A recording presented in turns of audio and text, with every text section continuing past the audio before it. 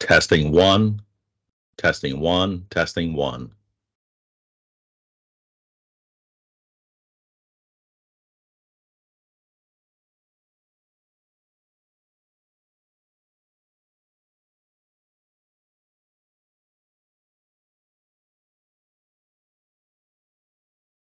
So I really appreciate you all being present here to hear my presentation. I know you all are very busy, so without further ado, let us go ahead and get started. Now, slides 2 through 4 would be discussed with students in the classroom, but I would like to just briefly show you what information is on these slides. So, for the purpose of this presentation, I would like to really get to the meat of the discussion regarding heart failure. All right, so these are some of the objectives that I would discuss in the classroom with students. I would also discuss with the students the incidence and prevalence of this condition. Hopefully, it would give them an appreciation for why this topic is so important for them to understand as clinicians. We would also talk about the financial burden of heart failure. All right. So the question is, what is heart failure? When the heart is diseased, its ability to pump arterial or oxygenated blood to the vital organs is compromised and receives limited nutrients as well. So essentially, vital organs such as the brain, the kidneys, peripheral tissues are deprived of all the essential elements, nutrients, oxygen, and so forth.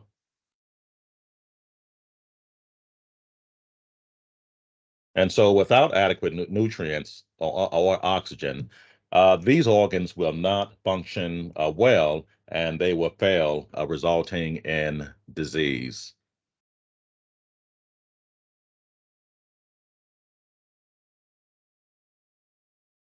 Take a look at the priority concept for this chapter or this discussion. Um, the priority concept is alteration and perfusion. And so, whether we are talking about dysrhythmias, coronary artery disease, heart failure, shock, aortic stenosis, or cardiomyopathy, these perfusion issues result in that classic low perfusion state. In other words, the symptoms will pretty much be the same: dizziness, confusion, shortness of breath, chest pain, weakness, even the low urine output. So heart failure will be the perfusion concept exemplar for this discussion. It is also called pump failure, which is the inability of the heart to work effectively as a pump. I've also heard terms such as forward failure. As we know, the heart actually pumps blood forward, but when the heart loses that ability due to disease, injury, if you will, then this blood begins to back up instead, resulting in that forward failure, as I mentioned. Now, there are two major types of heart failure. One is left-sided heart failure, and when you think about left-sided heart failure, you have to think about lungs, or think about the symptoms that we will eventually talk about.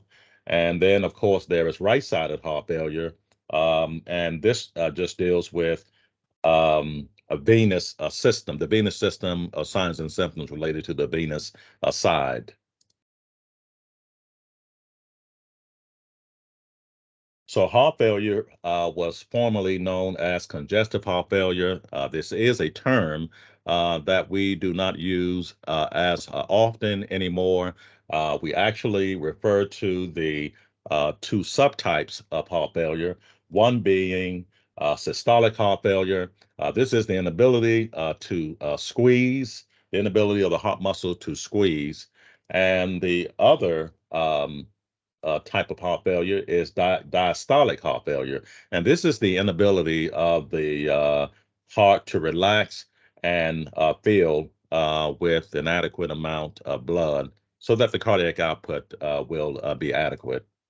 All right. The consequences of having systolic or diastolic heart failure, or both, some patients do have both, is that it can lead to a reduction in cardiac output.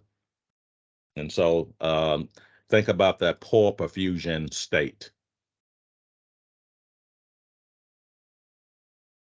Now, to really appreciate heart failure, students should know the direction of blood flow through the heart, because when forward failure occurs, again, blood backs up into the lungs as well as the venous system.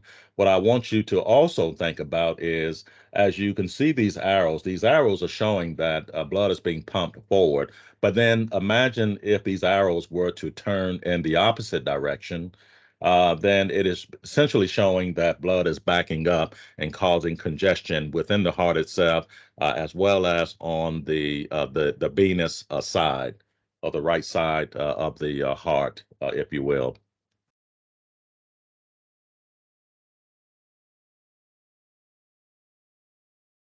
In order to have an adequate output, there are three hemodynamic regulation terms that I would like to discuss with you. Um, and as we discuss the different hemodynamic regulatory concepts, I want you to also think about some of the medications that we use in order to ensure the heart is working optimally. All right. So the first term that we will talk about is preload, and some of the drugs that are used here is Lasix and also vasodilators.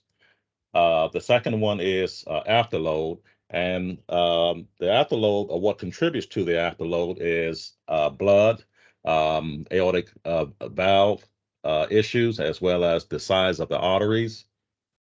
And the drugs that we use here is nitrates and ACE inhibitors, as well as ARBs. And then, of course, the third concept here is contractility, and this is the contractile force of the heart muscle, and this, of course, contributes to an adequate cardiac output. And there are certain drugs that we will also discuss here as well. So let me show you all a depiction of what this will look like to make it easier to understand. All right. Now, so let's talk about preload first, rather. If you think about preload, it is basically the volume of blood that is returning to the right side of the heart. The volume of blood returning to the right side of the heart, and that volume actually sits in the right ventricle and also the left ventricle before systole.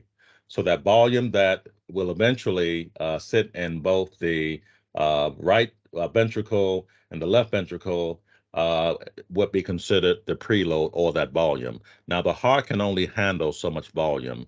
And when congestion occurs, then you have an increase in preload or volume. Some of the medications that we use um, to eliminate some of that volume is a diuretic. Now, this diuretic will cause an excretion of this volume, and so that will reduce the intravascular volume, and so it gives the heart a break from all the congestion. Right. The second medication that we may use here is a vasodilator, and let me show you what this image would look like, or how this actually works. All right. So when a patient is given a vasodilator, what we are essentially doing is we're vasodilating the arteries, and as well as the veins. And whenever the arteries, and particularly the arteries, are dilated, it takes the heart more time to fill that enlarging space or diameter, if you will. And because it takes a little more time to fill that space, it will also take time for the return of blood to the right side of the heart. And so you asked the question, how does that reduce preload? Well, it's reducing preload because we're delaying the return of blood to the right side of the heart. The heart is already handling a certain amount of volume already, but remember, the heart is diseased, and therefore it is not getting that volume out of the heart fast enough. And so, what we can do in order to prevent some of this congestion is that we want to slow down the return of blood to the right side of the heart. All right. So again, I want you to think about the drugs that we're using to manipulate some of these functions of the heart. Now, the other term that we talked about is afterload. Now, there are three elements that contributes to afterload.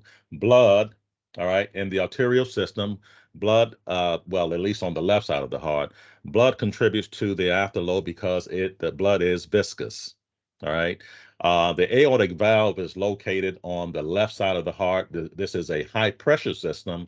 And so in order for the left ventricle to squeeze and push open those doors, so to speak, that leads into the aortic valve and then into the arterial circulation, it is going to take a certain amount of strength to do that again because this is a high pressured system.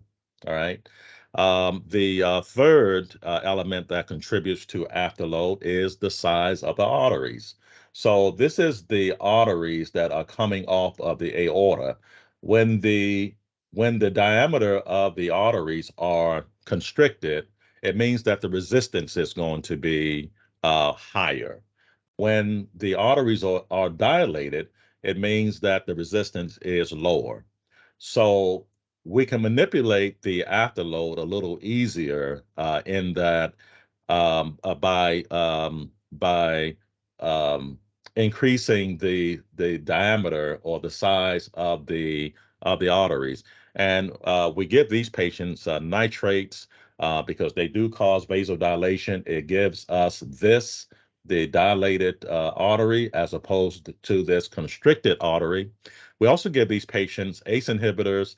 ACE inhibitors can reduce the vasoconstriction, and we also give these patients ARBs. ARBs will cause a lower blood pressure by um, preventing the absorption of sodium and water. And so not only do you get a reduction in intravascular volume, but also the pressure is lower, and therefore the resistance is going to be lower as well. One thing to keep in mind about the arterial system is that when we're talking about hypertension, it is because the arteries are constricted. All right, and so there's an increase in resistance in the arterial system. The next concept here is contractility. And this is the contractile force of the heart muscle. And so sometimes the heart muscle is weak. And therefore, one of the drugs that we've used for a long time that enhances the myocardium is a drug called digoxin. All right. And so it increases the force of contractions. And all three of these work together in order to improve the cardiac output. When we have adequate preload, when we can reduce the afterload, and when we can enhance the contractile force of the heart, then we get a good cardiac output, hence much better perfusion. All right. I like to, when I'm discussing the preload, afterload, and contractility, I like to mention that early in the discussion and also include those medications with it so that you can make a much better connection between the concept itself and the drugs that can help deal with an increased preload, increased afterload, and a weak contractile force, if you will.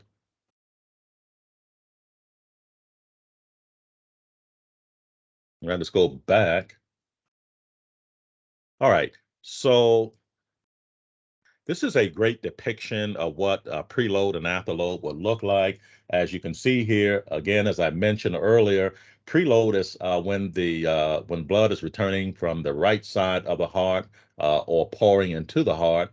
And of course, afterload is that resistance to that preload that is leaving the heart. It is just resistance to the ventricles as this blood is leaving the heart in order to perfuse the rest of the body. So I think this is really a great example of what this means.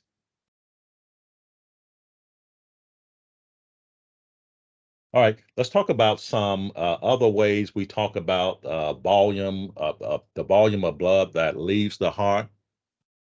All right, one of the first terms is what is referred to as stroke volume.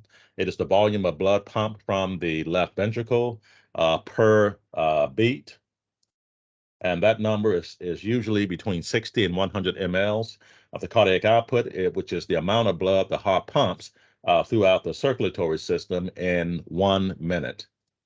The third concept is ejection fraction, and this is a measurement expressed as a percentage of how much blood the left ventricle pumps out with each contraction. And that number is typically 55 to 70%.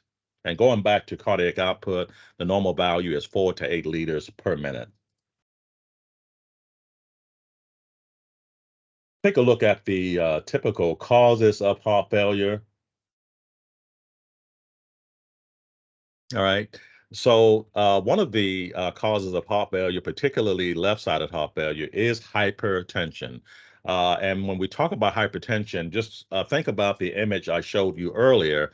When the arteries are very constricted, then this causes an increase in the afterload. And so the left ventricle, the workload of the left ventricle is increased because of that pressure that it has to overcome. Think about a pressure of 220 over 120, something like that.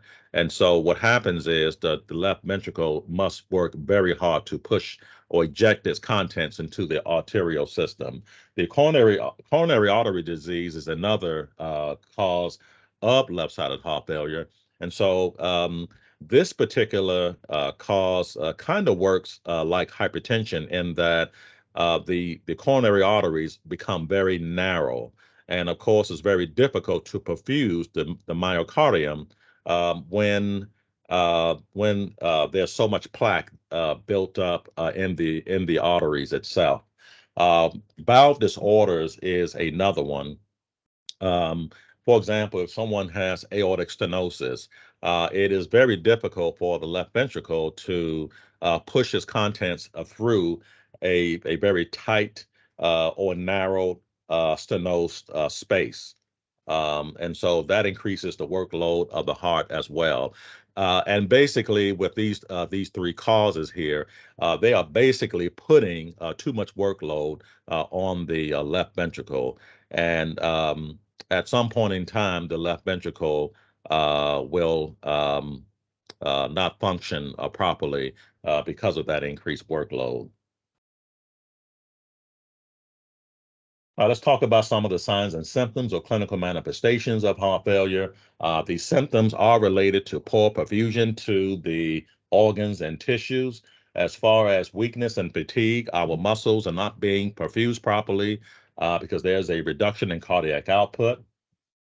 The next one is dizziness, and of course, our brain is not being perfused. Also, when the heart's pumping action is compromised. There's also acute confusion, the same thing. Our brain is not being properly perfused. There's also pulmonary congestion as blood is backing up from the left side of the heart and into the lungs. The liquid part of the blood will eventually begin to seep into the lung tissue, the alveoli, and this is one of the reasons why we hear or auscultate crackles in these patients. There's also breathlessness. What happens here is when a patient, for example, is lying down, and of course, blood is in the second space or the interstitial space. At some point, this blood will return to the first space or that vascular space, and then moves towards the right side of the heart.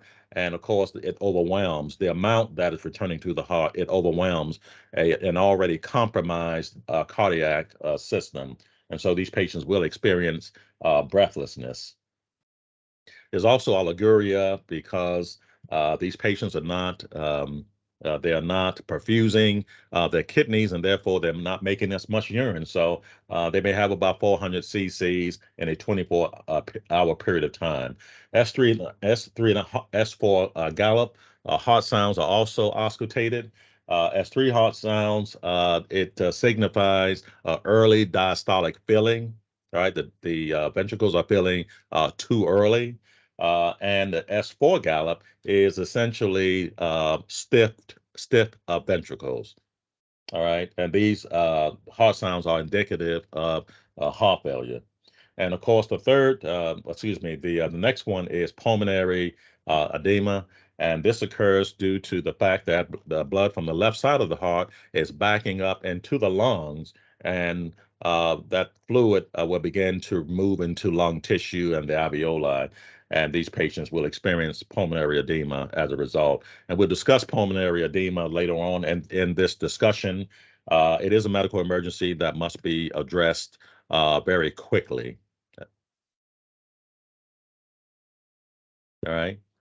Now, the next slide here, we talk about right-sided heart failure. The etiology for right-sided heart failure is left ventricular failure. So what happens here is, and it probably would be better if let me just go back to that image so I can actually show you what is actually happening. So when someone has left-sided heart failure over here, um, all of the volume is backing up into the pulmonary system. But remember, the right side of the heart is pumping action. Its job is to push this blood into the lungs, and then the blood is supposed to return to the left side of the heart in order to be pumped out into the systemic circulation. The problem is when this volume is too much, it creates a significant amount of pressure that the right ventricle must try to overcome. And this will increase the workload of the right ventricle, and it will cause the right ventricle to not only enlarge, but it can destroy the heart muscle as well. All right. Now, the other cause is right ventricular MI.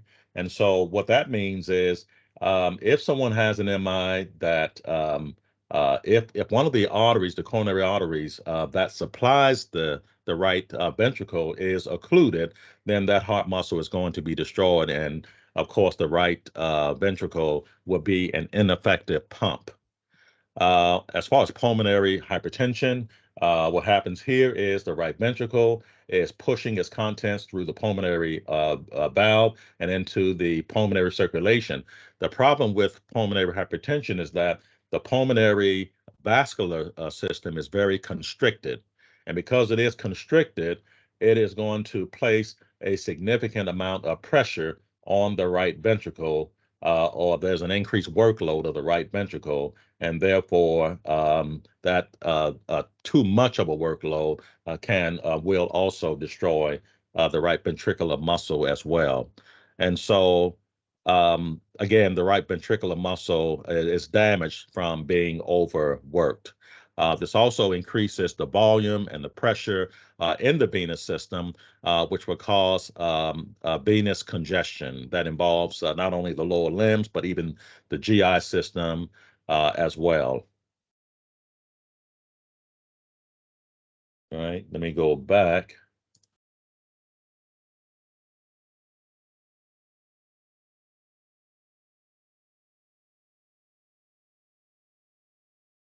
Take a look at some of the signs and symptoms or clinical manifestations of right-sided heart failure. And these are some terms that you really must learn very well. Jugular vein distension, or JVD, is the first symptom here in right-sided heart failure. There's also ascites. And so remember, this blood is backing up on the right side of the heart and into the peritoneal region, and this volume leaks into the peritoneal cavity or third spacing. There's also dependent edema.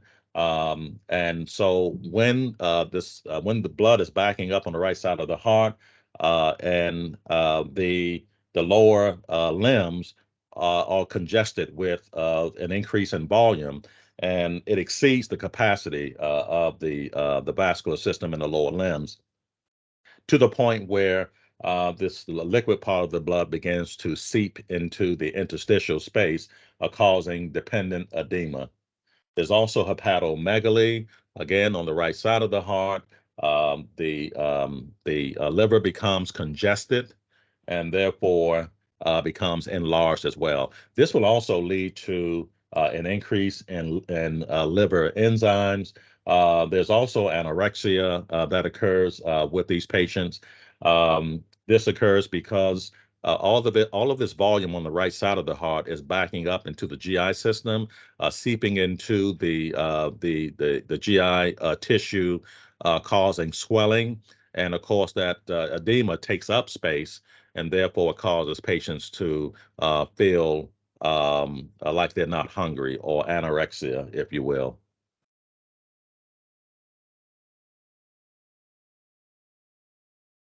All right, let's talk about the compensatory mechanisms. There are actually several compensatory mechanisms regarding heart failure, but I'm going to discuss at least um, a couple of them because of time. And so, compensatory mechanisms, what is it? When the cardiac output is insufficient to meet the body's demands, these mechanisms will operate in order to increase the cardiac output. One of those mechanisms is referred to as the sympathetic nervous system stimulation. And what this means is when the body detects that the cardiac output is low, catecholamines are going to be released. And what this hormone does is this hormone attaches to the receptors of the heart, and it causes an increase in heart rate. They also attach to the smooth muscle part of the arteries, and this causes vasoconstriction. In other words, it causes an increase in blood pressure. And both of these together work to improve the cardiac output and hence perfusion. And so the reason this is not a good idea in the context of heart failure is because when you have a heart that is already impaired or ailing, then you don't want an increased heart rate because that increases the workload of the heart. You don't want a high blood pressure because that makes the heart work very hard as well. And the heart just does not have the strength to work against that much pressure. All right. The other compensatory mechanism is the renin angiotensin system, or what we refer to as the RAS system. When the kidneys receive a reduction of blood flow to itself, then this mechanism kicks in, and renin converts to angiotensin. And when the angiotensin 1 converts to angiotensin 2, you get vasoconstriction. And again, vasoconstriction causes an increase in blood pressure. A failing heart does not like a high blood pressure. Also, what happens here is aldosterone is released, and it targets receptors on the kidneys. And when it does that, it causes a sodium absorption, and of course, water follows. And when that happens, the patient has a higher blood pressure because the body's trying to, again, improve perfusion of the cardiac output. Again, this is no good for the heart because a failing heart does not do well with a high blood pressure. And this is just to just show you what are the effects of catecholamines on the body: increases heart rate, increases the blood pressure, as well as blood glucose levels. And so this is that general reaction to the sympathetic nervous system. The next slide is just a depiction of what that will look like. Um, Through this process, the RAS system, you get an increase in blood pressure from sodium in water, and you also get an increase in blood pressure from systemic vasoconstriction. And so these mechanisms are no good for an ailing heart. All right, let's take a look at some diagnostic and imaging studies as far as laboratory. Um, these patients, they should have their electrolytes observed regularly, especially when they are receiving a diuretic. Certain treatments, such as diuretics, can alter the electrolytes. So Lasix, which can deplete the body of its electrolytes, should be monitored and, of course, electrolytes replaced as needed. ARBs can also cause an increase in potassium and an excretion of sodium, and therefore we must again watch our electrolytes. There can be a hemodilution or a hemoconcentration of both the H&H or hemoglobin and hematocrit. Um, there is also the BNP. BNP is also another compensatory mechanism that I didn't discuss, but essentially what this hormone does is when the ventricles are stretched because of an increase in preload or volume, because the heart's pumping action is weak, this hormone is produced or secreted. All right. And what this hormone does is it causes not only vasodilation, but it also causes diuresis. All right. And this particular lab is high during times of heart failure exacerbation. All right. There's also urinalysis because when we are not perfusing our kidneys, then the kidneys will concentrate the urine, and therefore there will be a high urine-specific gravity. There's also the ABG. When pulmonary congestion occurs, an ABG can reveal that there is poor exchange of oxygen and CO2. All right. As far as imaging studies, the chest X-ray can tell us if there's fluid about pulmonary edema, if you will, and also if the heart is enlarged. The echocardiogram is really a great tool because it is a non-invasive diagnostic tool. It can evaluate the heart valves. It can tell us about the ejection fraction, the percentage, as well as the left ventricle. The ECG can detect dysrhythmias. Remember, dysrhythmias can also alter perfusion. Most of these patients with heart failure are in atrial fibrillation with a rapid ventricular response, which also can decrease the cardiac output by about 30%, especially when the heart rate is more than 100. There's also the pulmonary artery catheter or Swan-Ganz catheter that we discussed at another time. And basically, this device tells us about the fluid volume status in the cardio circulatory system, as well as the vascular resistance, such as the afterload. And of course, with the values that we're given from this device, it helps guide the therapy that these patients need more adequately. Far as planning and implementation, um, some of the priority issues of concern with these patients is increasing gas exchange. Think about the pulmonary edema. Um, we need to also think about improving the cardiac output. So think about the medications that we discussed earlier. Um, another issue is decreasing. We want to rather decrease fatigue in these patients. And so we need to also think about bundling nursing tasks so these patients can get an adequate amount of rest. Also, preventing pulmonary edema. And so, of course, if we can optimize the cardiac output, then we should see less pulmonary edema. And again, medications are what we use to manage that particular issue. As far as nursing interventions are concerned, we are concerned about ventilation. We want to provide ventilation assistance to our patients.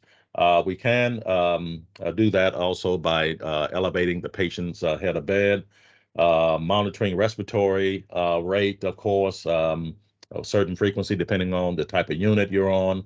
Also monitoring the breath sounds, especially because of the fact that this information can tell us if this patient is decompensating or maybe they will be developing pulmonary edema. Um, Also, we want to position these patients in a high power position if they do have shortness of breath in order to facilitate respirations. And depending on what the physician's parameters are for this patient, in this case, we want to maintain an oxygen saturation of 90%. And so administering oxygen would be important here as well. As far as decreasing fatigue, energy management is of concern. These patients will require cardiac rehab. Their functional level can be assessed, and an activity plan uh, is also crafted or developed for this particular patient. All right. In terms of preventing pulmonary edema, of course, knowing the early signs and symptoms are very important. For example, crackles in the bases would be an early sign pulmonary edema, and so we can intervene much quicker if we can anticipate that this condition is worsening. Dyspnea at rest, disorientation, and confusion is a concern here. Um, these patients should be placed in a high bowels position. They should be given supplemental oxygen that can range from a nasal cannula all the way up to a non-rebreather mask.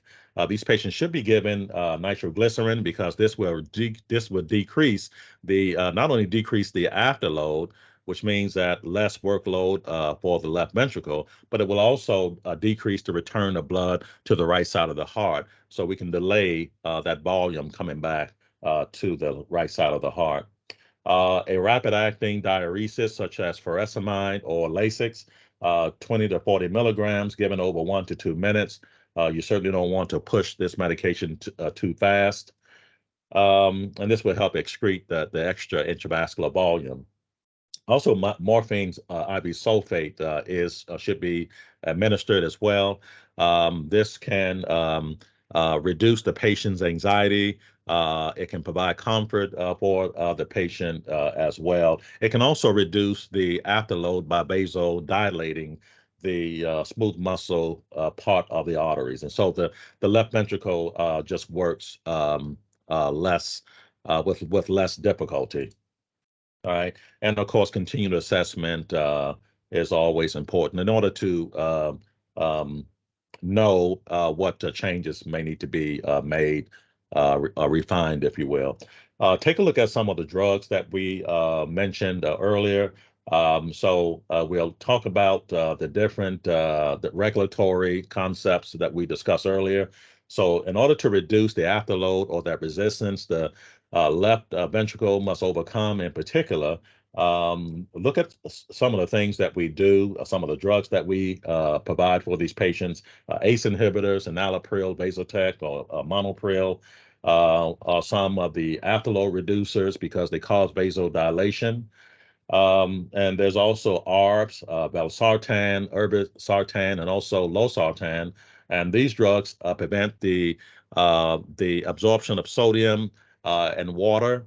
And so it tends to lower the blood pressure. And so, in other words, reducing the afterload. Now, students will have to make um, a grid discussing the different medications that we are looking at here by classifications, of course, and I will provide an example of what that should look like. All right, then interventions that reduce the preload, not only drug therapy, but nutritional therapy, a low sodium diet, fluid restriction as well. And this will reduce the intravascular volume.